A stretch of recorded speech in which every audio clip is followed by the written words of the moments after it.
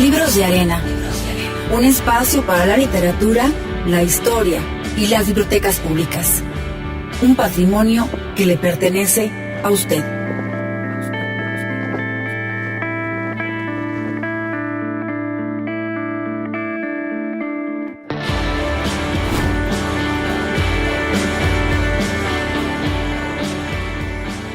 Hola, ¿qué tal? Bienvenidos al espacio diseñado para que tengamos presente a las bibliotecas públicas. Son un espacio vivo, un patrimonio que le pertenece, haga uso de ellas. Soy Mercedes Luna y transmitimos desde la capital de Coahuila a través de distintas estaciones que comparten con usted y conmigo el placer por la lectura y las artes. Hoy tendremos las secciones permanentes que usted ya conoce, a cargo de Jesús Guerra y San Juanita Torres, libros en 3D y más allá de los libros. Le hablo un poco de nuestro invitado, Mohsen Emadi, poeta, investigador y traductor iraní radicado en México. Emadi ha participado en numerosos festivales internacionales de poesía, ha traducido extensivamente a poetas del inglés y español al persa. Las obras de Emadi han sido traducidas a varios idiomas. A mediación del programa, en la sección destinada a escritores y artistas, Libreando, le compartiremos una charla que sostuvimos con él. Permanezca atento. En la música, Kiosk y su primer canción, Love and Death in the Time of Facebook. La escucharemos, por supuesto, al finalizar el bloque. Quédese.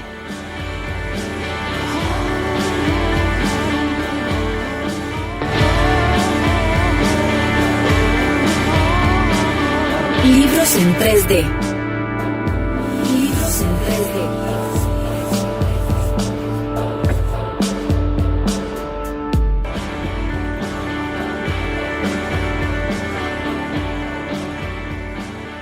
¿Qué tal? Soy Jesús Guerra y esta sección es Libros en 3D.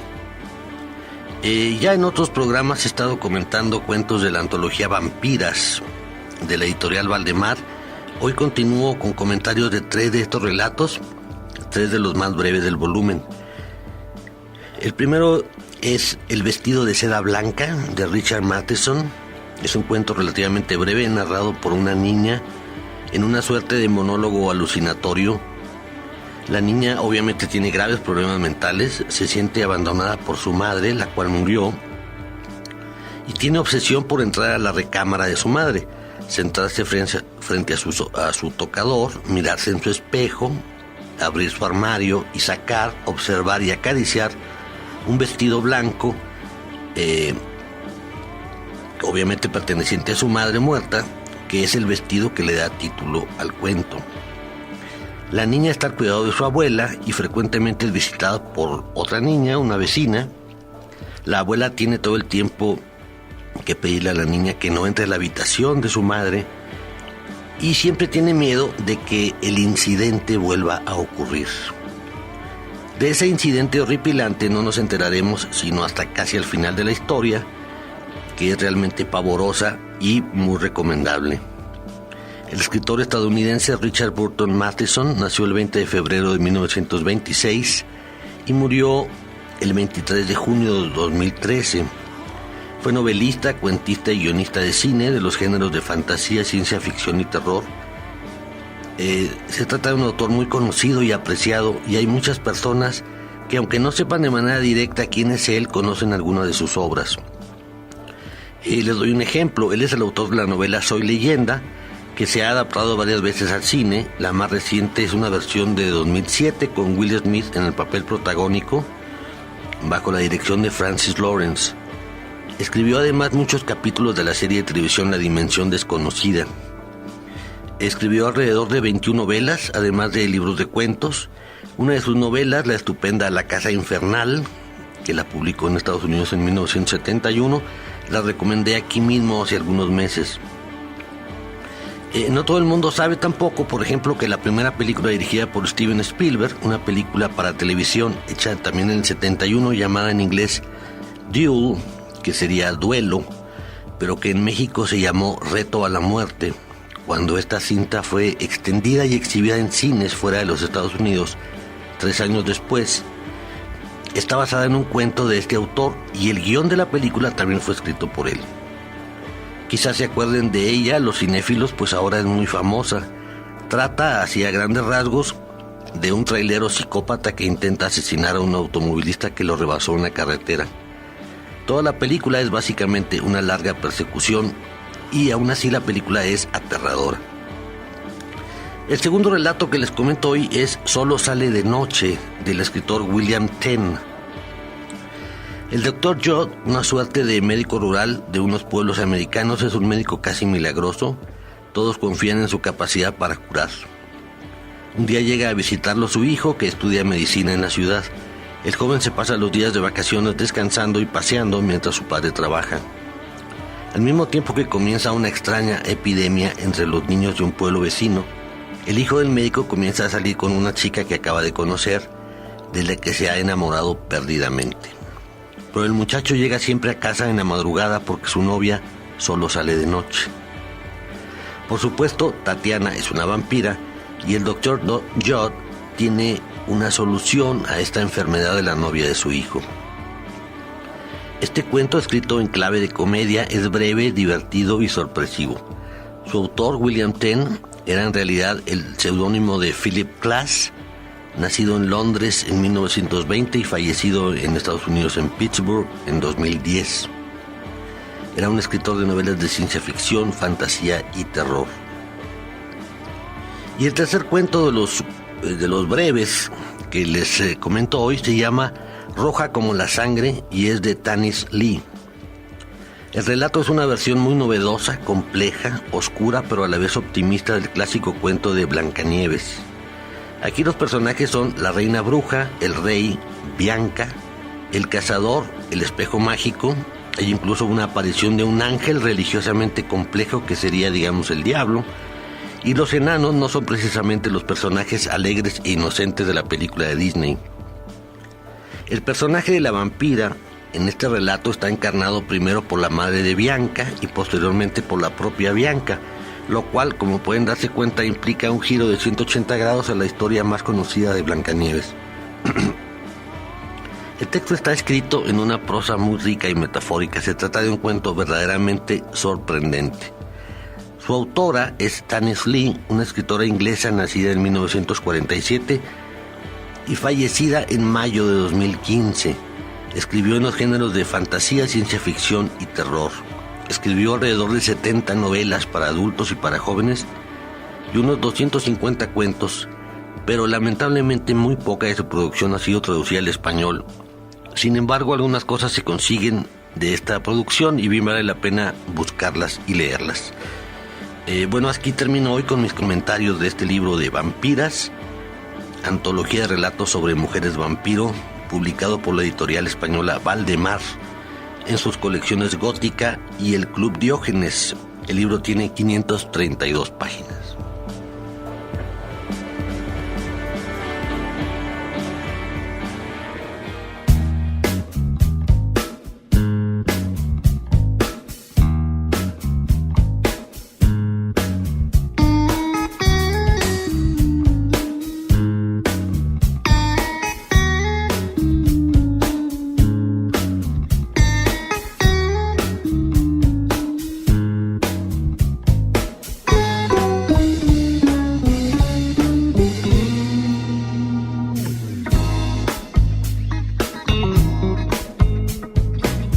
فهرست سیاه، فهرست قرمز، فهرست بزرگ و جهانی رو بگویم. با موتور جستجوگرم گشتم و ویراژ زدم تو کوچه های تو توی فیلترنت. توی فیسبوک آقابت پیدا کردم، عدد کردم. 100 بار ایگنورم کردی. نرمیدم، نگسستم، روی استاتوسم نوشتم که تو صیادی و من آهوی دشتم. تا به نام تو در افتم همه جا دنبالت گشتم. من همون آهوی دشتم. توی لینکدین، توی مایسپیس، توی ورکت دنبالت تو گشتم.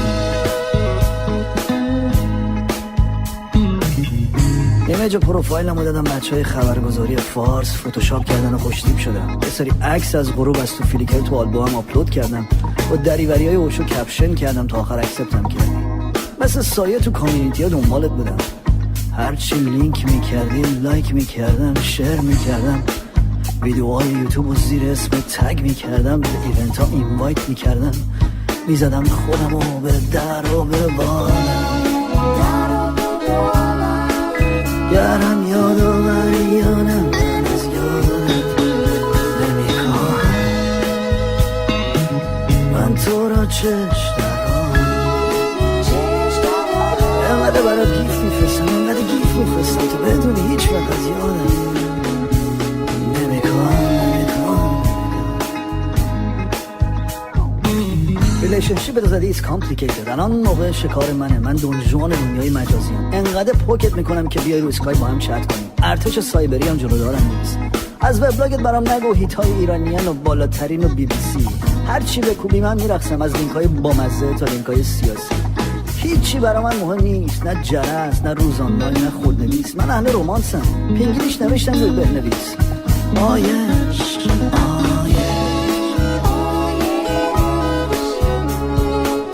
چهره آبیت پیدا نیست. آیش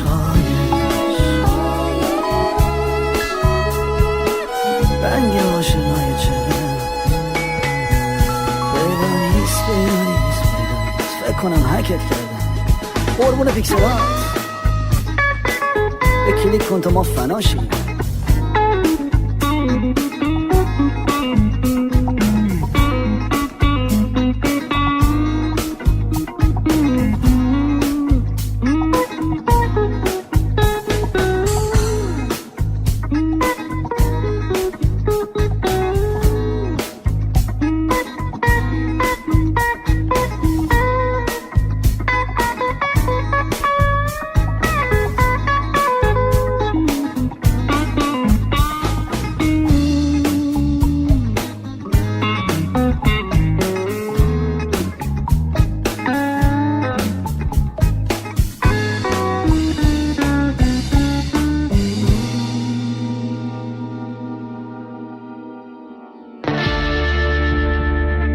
Libros de arena.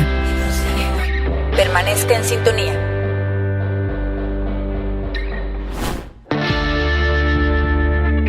Usted escucha Libros de arena.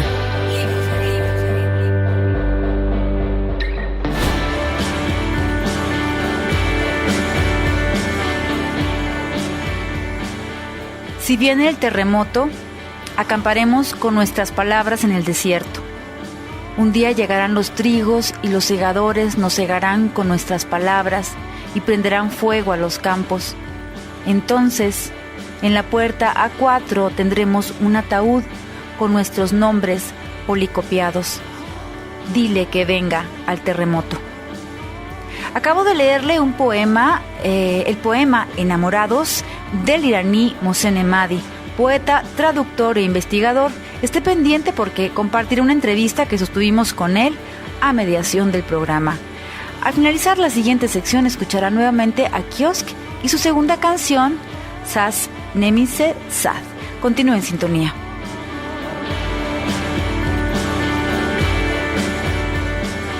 Más allá de los libros.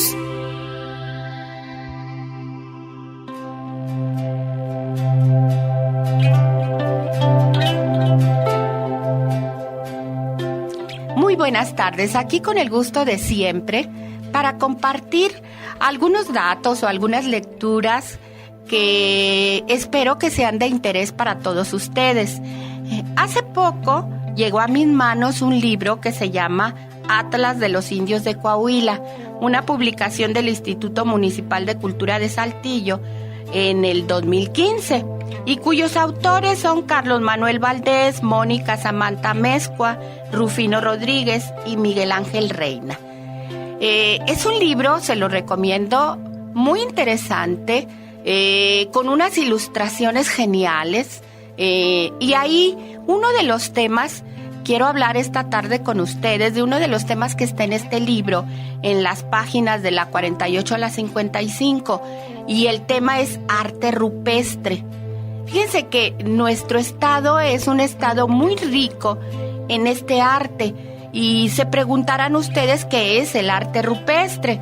Bueno, se conoce como arte rupestre a los rastros de actividad humana o imágenes que han sido grabadas o pintadas sobre superficies rocosas. El hombre a lo largo de su historia ha dejado plasmadas en cuevas, piedras y paredes rocosas innumerables representaciones de animales, plantas u objetos, escenas de la vida cotidiana, signos y figuraciones geométricas, etc. Antes del desarrollo de la escritura, las sociedades humanas posiblemente registraban ya, mediante la pintura y el grabado en piedra, una gran parte, pues, de sus vivencias, de sus pensamientos, de sus creencias. Y estas manifestaciones, sin lugar a dudas, pues que son el reflejo de la capacidad intelectual de la humanidad para abstraer y representar su realidad. La denominación como arte, pensemos que no significa que se trate de objetos artísticos en los términos y con las finalidades con que hoy los entendemos desde nuestra cultura occidental. Esta es solo una de las formas como se ha intentado definir su significado. La palabra rupestre, recordemos que hace referencia al soporte en que se encuentra, porque viene del latín rupe, que significa roca. Y también fíjense que nuestro estado tiene no solamente pinturas, sino también tiene petroglifos, y se conoce como petroglifo a una imagen que ha sido grabada en la superficie rocosa, y viene pues del griego petros, piedra, y grafein, grabar, también conocida como grabados rupestres o petrograbados. Y estas manifestaciones fueron elaboradas al sustraer el material de la superficie rocosa con instrumentos de una dureza superior. En Coahuila, nos dicen en Atlas de los Indios de Coahuila, que en nuestro estado es posible hablar de una enorme cantidad de petrograbados, de pinturas rupestres y de artefactos que se utilizaron en la transformación de nuestro entorno. En estas páginas nos dicen también que en el norte y centro de Coahuila se han encontrado pinturas rupestres en abrigos rocosos, en cuevas o en peñas aisladas, cuya forma es muy variada, pues podemos observar dibujos geométricos y laberintos que desarrollan temas de flora, de fauna, hay símbolos sexuales o de fecundación, armas, huellas de animales y de personas. El tiempo en que fueron hechos va desde hace varios miles de años hasta los posteriores a la independencia. La conservación de estas pinturas varía. Dicen que hay unas espléndidamente conservadas, mientras que otras solo son fragmentos. Las pinturas son más numerosas en el norte de nuestro estado, mientras que los petrograbados lo son en el sur. También mencionan que además del arte rupestre se han encontrado pequeñas piedrecillas grabadas con dibujos tan pequeñas que caben en la palma de nuestra mano. Según otra investigadora, Julieta Arreola, en Coahuila hay más de 375 sitios, desde campamentos a cielo abierto, cuevas con ocupación, cuevas ceremoniales, cuevas mortuorias, abrigos con pinturas y lugares con petrograbados. A una extensa mayoría de las manifestaciones gráfico-rupestres que se encuentran en Coahuila, dice esta investigadora que pertenecen al estilo chiquihuitilos, y este nombre lo propone Moisés Valadez. Ojalá que en otra ocasión haya oportunidad de hablarles de chiquihuitilos, porque es otro de los sitios importantes, no en Coahuila, pero sí en nuestra región. Y bueno, existen manifestaciones con temporalidades que datan del año 8000 a.C. al año 1866 después de Cristo, o sea, siglo XIX. Hay sitios aislados con pinturas rupestres y otros relacionados con petrograbados. Los mensajes son grabados o pintados en rocas y muchos, pues dice los investigadores, que son difíciles de entender, pero abundan las de figuras humanas. En este libro que les mencionaba, vienen muchísimas fotografías de precisamente de esto que les menciono. Son figuras humanas, manos, pies, escenas de caza, plantas, animales, huellas de animales, armas y cuentas. Las formas son círculos, cruces, cuadrículas, líneas verticales, horizontales, quebradas o círculos concéntricos. Y también menciona que existen más figuras masculinas que femeninas y que hay cornamentas de venado, huellas de osos, huellas de bisonte, borregos cimarrón, mariposas y etcétera. Los autores de este arte usaron tierra y minerales para preparar los colores y se cree que como fijador pudieron usar la sangre y la baba de nopal. Los colores van en diversas tonalidades de rojo, así como blanco, negro, amarillo y azul en menor escala. No quisiera quedarme solo con esta información, así es que en la próxima ocasión les hablaré de algunos de los sitios arqueológicos que existen en nuestro estado, porque si tenemos la oportunidad de poder visitarlos, qué mejor que verlos en vivo. Y bueno, hasta la próxima vez. Que estén bien.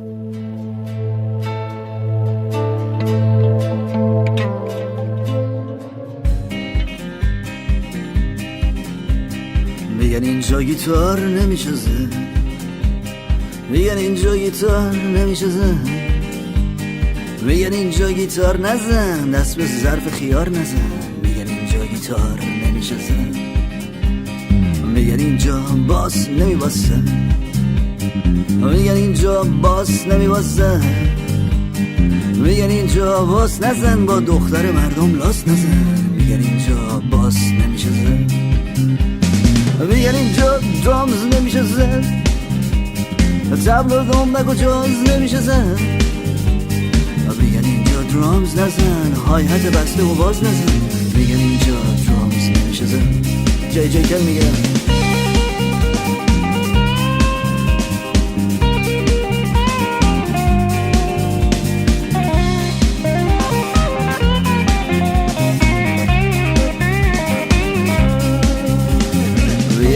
کیبورد نمیشه زد پیانو همون روز نمیشه زد میگن اینجا کیبورد نزن حرف از باخت و برد نزن میگن اینجا کیبورد نمیشه زد میگن اینجا ویولون حرومه کلن هر جوری رزغون حرومه میگن اینجا ویولون نزن دست به پیچ تلویزیون نزن میگن اینجا ویولون نمیشه زد آتیش کنید مرا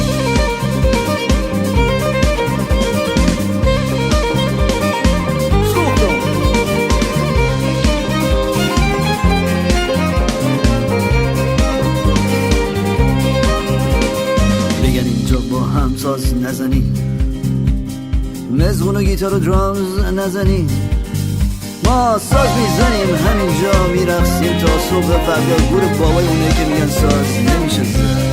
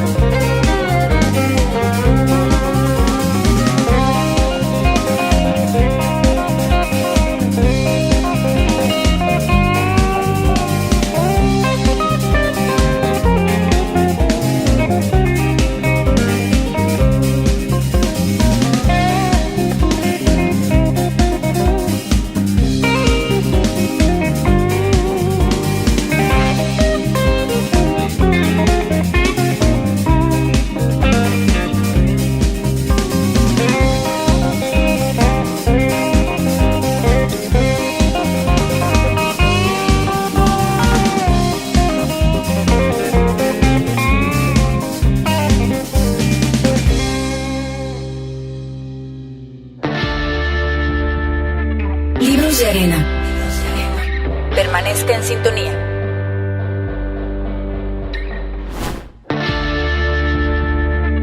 Usted escucha Libros de Arena.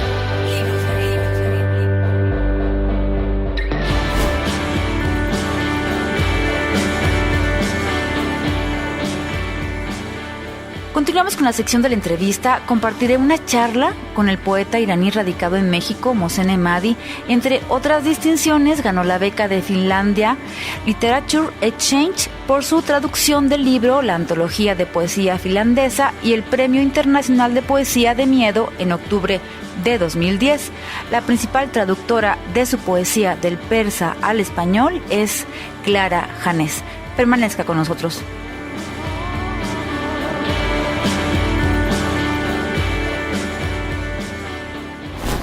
Libreando.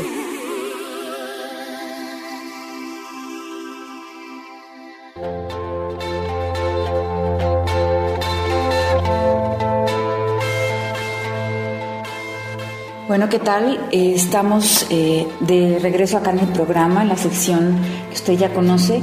Estamos muy contentos de que pueda acompañarnos el día de hoy Mohsen Emadi. Es un poeta iraní que trabaja la poesía persa.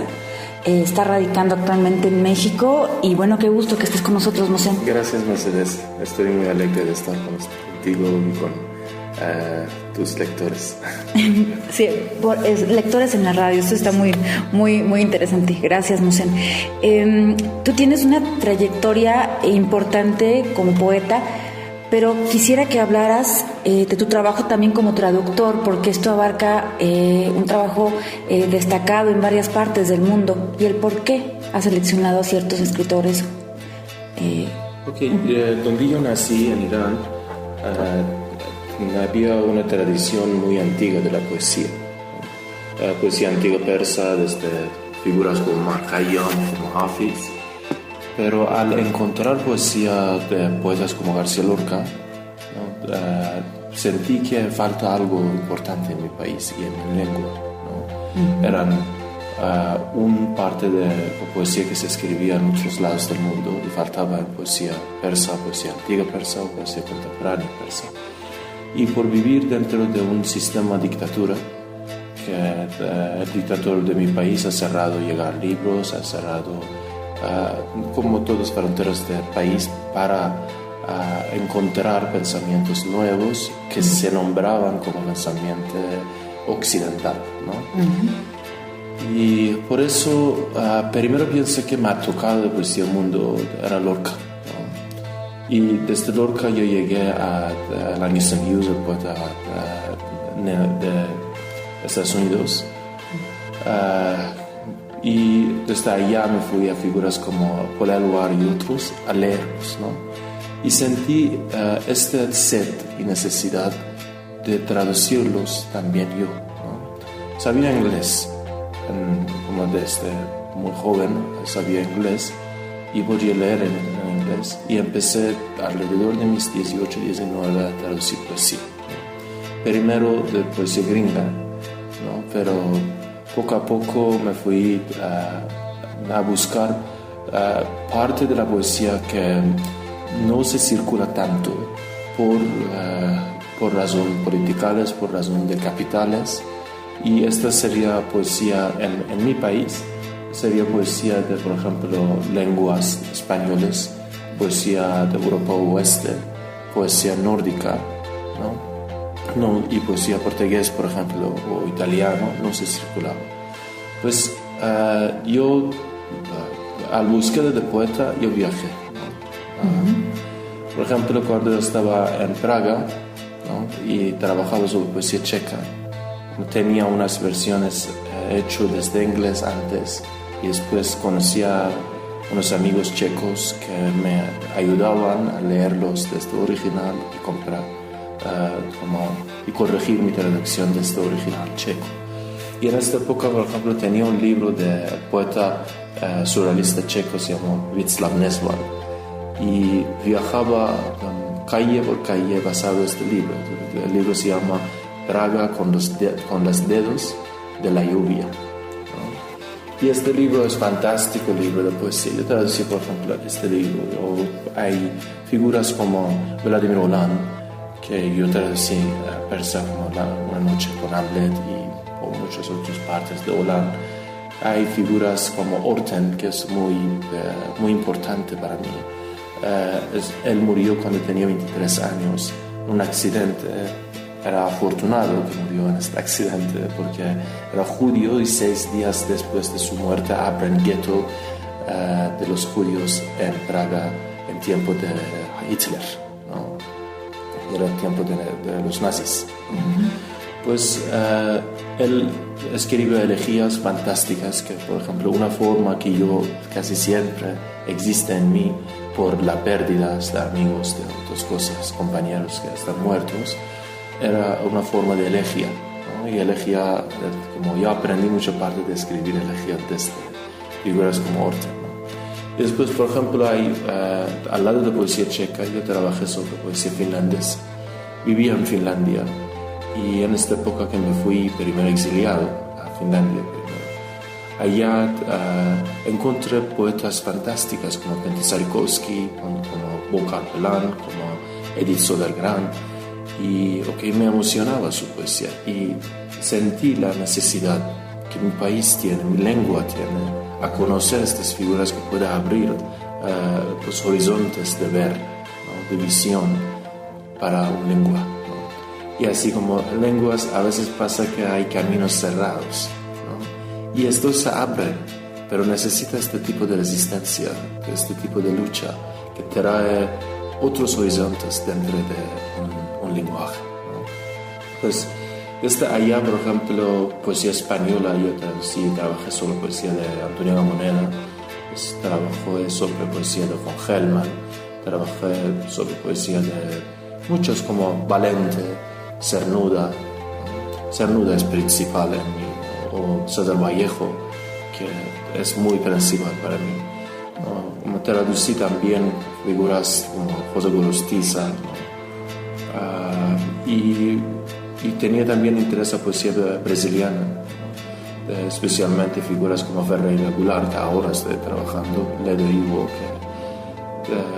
o anteriormente, como hace años pasado, que traducí y publiqué figuras como Carlos Drummond de Andrade, Paulo Bonfim, o Hilda Hilst, o João Cabral de Melo Neto, de Brasil, ¿no?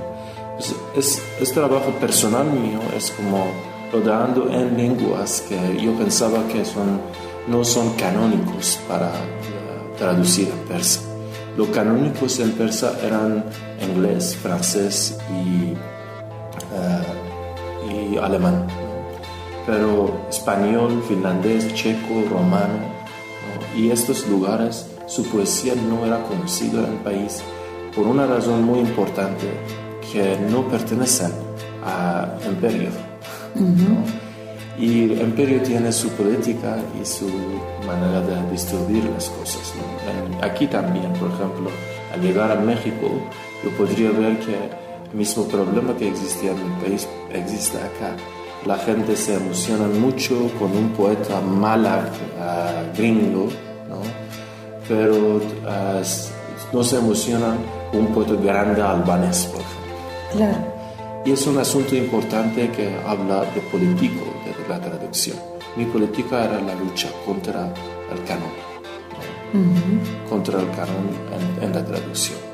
Y me fui a buscar poetas que, por lo menos, si yo no los tocaba, necesitaba muchos años para que alguien, otra persona, llegue a tocar su poesía.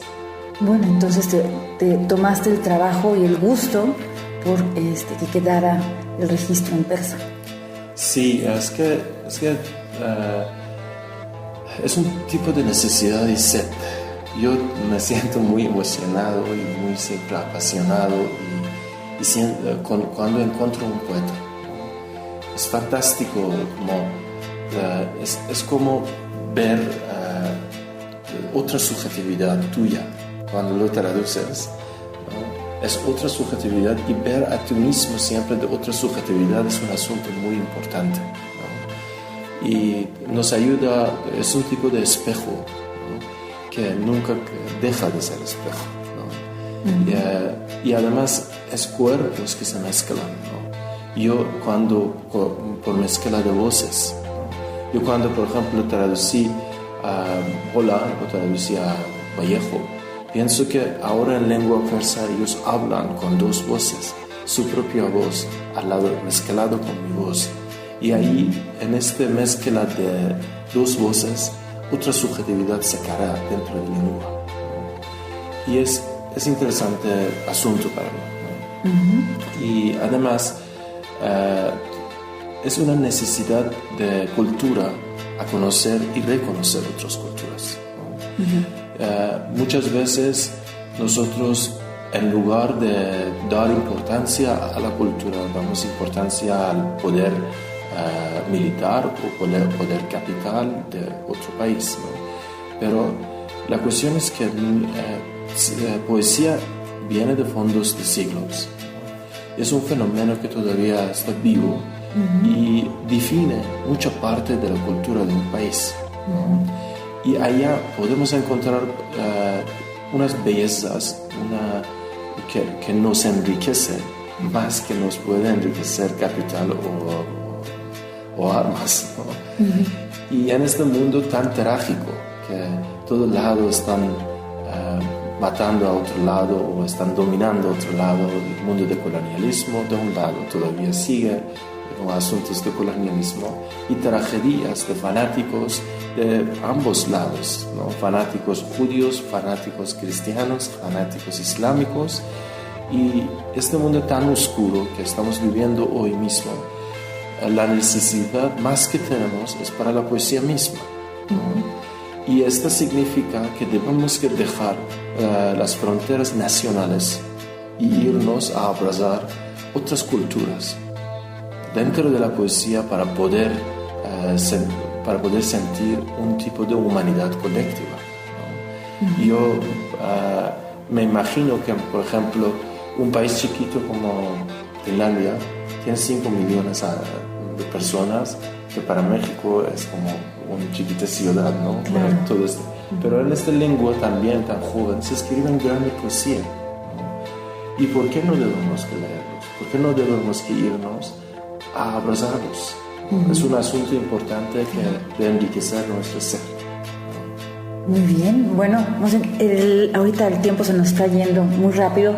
¿Te parece que regresemos? Vamos a un corte y regresamos contigo. Sí, por supuesto. Perfecto, bueno, usted acaba de escuchar la voz de Mohsen Emadi, poeta iraní radicado en México. Quédese con nosotros.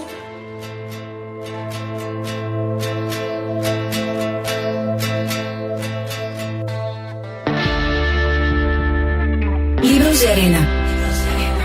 Permanezca en sintonía.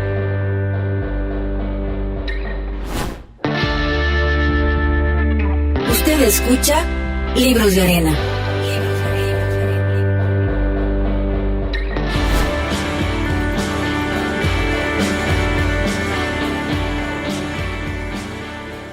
Regresamos con la segunda parte de la entrevista con el poeta, traductor e investigador iraní radicado en México, Mohsen Emadi. Emadi posee los derechos exclusivos para la edición digital de las obras del fallecido poeta iraní Hamad Samlou. Además es fundador y editor de varios sitios web iraníes, incluyendo el de Hamad Samlou y La Casa de los Poetas del Mundo, una antología persa de la poesía. Los libros de Mohsen Emadi son La flor en los renglones, Poesía de miedo, De la realidad y la poesía, 3 conversaciones y un poema, Las leyes de la gravedad y Visible como el aire, legible como la muerte. Al finalizar la charla, Kiosk y su canción titulada Do You Remember Aji? Acompáñenos.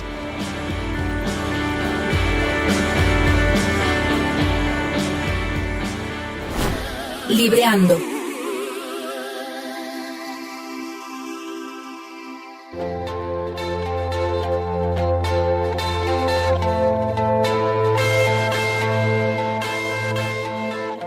Bueno, estamos de regreso con el poeta iraní Mohsen Emadi y bueno, ahora sí, háblanos de tu trabajo, de tu obra poética que tiene también que ver con este asunto también del viaje, ¿no? Yo tenía como alrededor de 6 cuando empecé a escribir poesía, ¿no? Y era época de guerra, era época de guerra civil, pues, también guerra entre Irán e Irak, que duró 8 años de guerra, muchos muertos. Pues, pero yo vivía en una región fantástico de verde, mar, montañas, ¿no? Bosques y campos. Y allá era mucho más tranquilo que otros lados del país, y la belleza de naturaleza en situación y folclore de región en situación de tragedia, ¿no? Pienso que poco a poco me ha dado esta posibilidad de encontrar un tipo de pensamiento rítmico dentro de mí, ¿no? Y hablar de este pensamiento rítmico se llama poesía. Desde mis 12 hasta mis 16 yo era ganador de concursos nacionales de poesía joven de Irán, y circulaba mucho en diferentes lados del país para festivales de poesía. Pues tenía obras publicadas desde mis 12-13, ¿no? Sí. Pero cuando tenía 16 yo tenía una revolución personal, porque antes yo era islamistas, y en mis 16 al encontrar marxismo, parte del pensamiento anarquismo a través de un amor, historia de amor, entré en un mundo laico, ateo y anarquista, ¿no? Y este cambio era muy principal, pues he dejado como todo entorno de poesía gubernamentales de Irán y lo que se publicaba, y me fui a buscar los prohibidos, ¿no? ¿Quién es más prohibido y por qué está prohibido?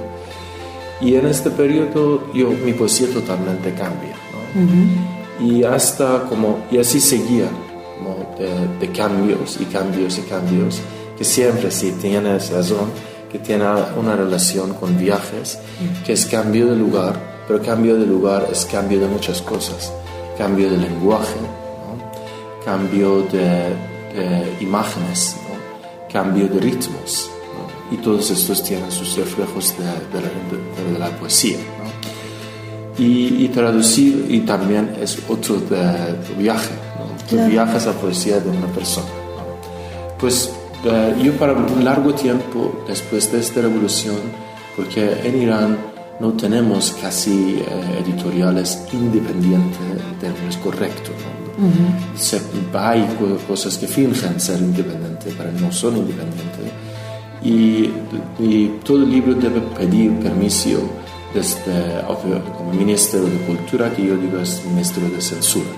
Y el Ministerio de Censura da permiso a un libro o no da. Por eso yo pensé que los editoriales de Irán no tienen el rigor, ¿no? Suficiente para la lucha y para la poesía, y alguien debe luchar. Pues yo y un grupo de mis amigos empezamos a luchar con publicaciones en línea, ¿no? En línea. Y muchísimas publicaciones. Yo tengo, para Poesía Mundial, yo tengo una antología de poesía del mundo, que esta antología colaboran cerca de 40 traductores de poesía del mundo conmigo, y publicamos allá. Y así también, dentro del país, solo yo saqué un libro de mi poesía, pero mi primer libro de poesía no salió en Irán. Es curioso, ¿no? Yo soy iraní, escribía en persa y escribo todavía en persa, pero mi primer libro no salió en Irán. Mi primer libro, como libro publicado, está publicado en España en 2003 por Clara Janés, ¿no? Y solo una antología salió de mí en Irán, que a mí no me gusta porque eran poemas casi castrados, ¿no? Por censura. No dejan estos poemas tuyos aparecer y pero hay un libro así, y después siguió publicando fuera de Irán en diferentes idiomas y diferentes versiones, ¿no? Por ejemplo, un poema mío que se publica en español así, como en forma de versos, se publica en inglés en formato de prosa, ¿no? O algo así, ¿no? Yo, por trabajo de traducción, a encontrar cada poema en diferentes lenguas, doy permiso a cambios que parecen razonables y se pertenecen más natural en otro nivel, ¿no? Y así estoy siguiendo, ¿no? Aquí. ¿Y te parece, para cerrar, si nos puede leer algún poema que te interese? Yo voy a elegir un poema reciente de tiempos mexicanos mío, ¿no? Pero obviamente puede ser, a ver qué México que me ha dado, ¿no? Ajá, muy bien. Cada vez que el hombre se acercaba a los sueños de la mujer, algo desaparecía de su alrededor. Si cesaba la conversación, la ventana se hacía invisible. El retorno de los objetos ya no podía suceder, salvo que el hombre hiciese un camino inverso, la totalidad del camino, hasta el punto en que la distancia se convierte en una masa gradiente y el tiempo tiene las mismas dimensiones que el espacio. Alrededor del hombre todo se volvió invisible salvo él mismo. Trató de imaginar sus objetos perdidos. ¿O es solo un ejemplo de robar un muro de las manos de la mujer? Pero en todo hallaba la realidad de otro objeto. El muro en la ventana en los árboles en el papel desgarrado y asimismo en el papel desgarrado. Advirtió que estaba muerto desde hacía mucho tiempo. Sueño a sueño la mujer fue borrando los recuerdos de los objetos. El amor de la mujer se había depositado en otra existencia. Muchas gracias, Musen. Acabamos de escuchar un poema, ahora sí que como tú lo dices, mexicano, y nos gustaría que no se terminara el tiempo de la radio, pero pues bueno, ya se nos está terminando. Muchas gracias, estamos muy contentos que nos hayas acompañado. Muchísimas gracias aquí. Perfecto, bueno, usted quédese con nosotros, lo dejo con la música.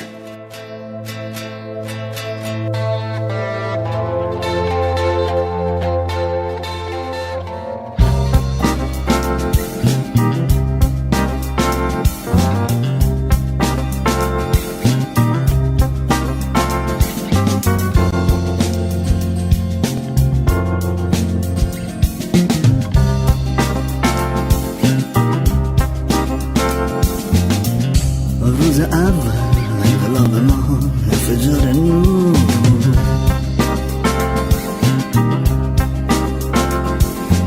شب تا سحر صدای تیر خلاص میومد از پشت بون مدرسه رفاه. گوش شما کر و چش عدالت کور بود. من بچه بودم یه چیزایی یادم نیست.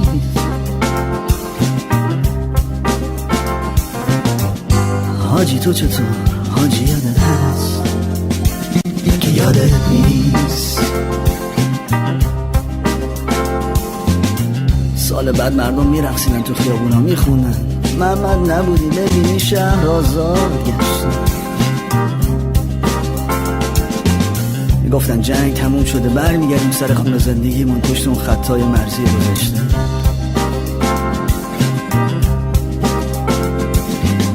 شما ولی میگفتی رسیدن به قدس بدون گذشتن از کربلا ممکن نیست.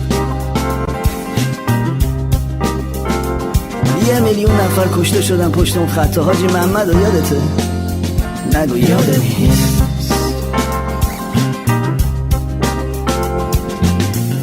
از لطف شما هر کی یکی رو داره، یا تو بهشت زهرا یا تو خاوران. نویسنده ها رو به صورت یه طرفه مجانی میفرستادی به ارمنستان.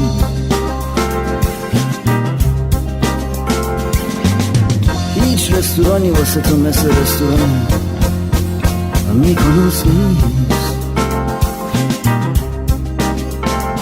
جون من یه دهه بخون برامون حاجی از فریدون فرخزاد آهنگ یادت هست که یادت نیست.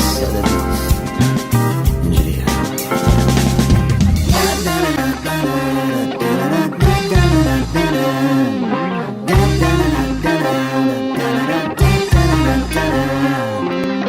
از شاپور بختیار چه خبر؟ فرنگی کارا بخونن.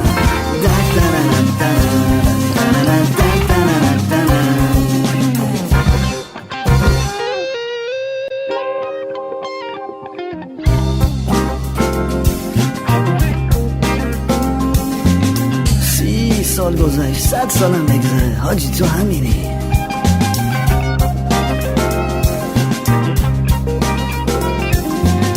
ادای امیر کبیر رو در می آوردی ولی بیشتر شبیه کاریکاتور استالینی.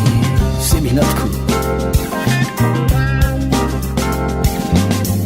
همچی سازندگی کردی که هیچی قابل اصلاح نیست.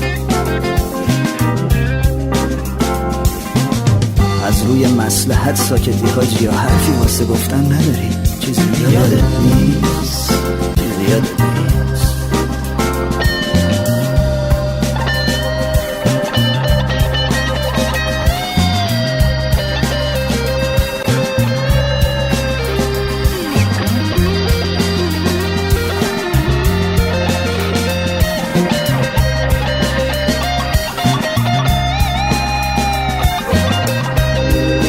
بچه 3 ساله نیمه شب در کوچه های تاریک حرکت میکنه و ذخایر انقلاب ما رو ناجوان مردانه در دل شب به خاک و خون میکشن.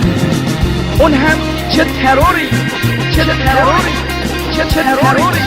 ترور کردن این که چیزی نیست. بهترین راهش این بود که یکی از ماها شهید بشه و همه ما آماده والله آماده ایم، یعنی استقبال میکنیم.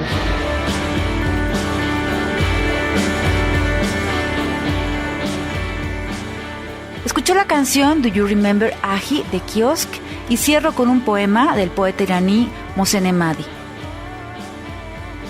Cuando caminas, se incendia de mi lengua materna la distancia. Entre tus pies descalzos y la tierra extiendo una alfombra bajo tus pies para que bailes y contemplándote en mi voz lanzo al viento un poema de ceniza. Esta fue la hora para sus libros de arena, dirección y producción Mercedes Luna, producción técnica Jorge Torres, colaboradores permanentes Jesús Guerra y San Juanita Torres, música de fondo R. Yedras. Este es un programa de la Coordinación General de Bibliotecas, Publicaciones y Librerías dedicado a su literatura. Los invitamos a que escuchen nuestra siguiente emisión. Los acompañó en la voz Mercedes Luna. Les recuerdo, el que le encuentra por ahí, cerca de usted, hay alguien que acaba de leer un libro. Búsquelo, búsquela, pregúntele, ¿qué ha leído? Hasta pronto.